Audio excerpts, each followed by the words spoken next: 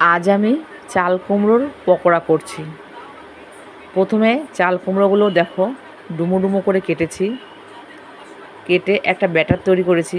ব্যাটারের মধ্যে দিয়েছি বেসন, চালের গুঁড়ো, কালো জিরা, হলুদ গুঁড়ো, লবণ, লঙ্কা গুঁড়ো দিয়েছি, একটু চিনি দিয়েছি টেস্ট হওয়ার জন্য। সব কিছু দিয়ে ব্যাটারটা তৈরি করেছি।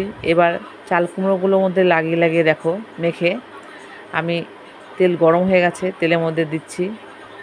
দেখো এবার মোটামুটি দেখো পকোড়ার আকারে মুচমুচে হয়ে গেছে পকোড়াগুলো। তোমরা কে কে খেয়েছো চাল কুমড়োর পকোড়া? আমিও খাইনি কখনো চাল কুমড়োর পকোড়া, আজই ফার্স্ট করলাম চাল কুমড়োর পকোড়া।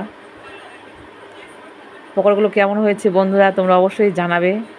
আর আমার এই চ্যানেলটা খুব ছোট, তোমরা একটু সাবস্ক্রাইব করে দেবে বন্ধুরা, পাশে থেকে। অনেক অনেক ভালোবাসা তোমাদের বন্ধুরা।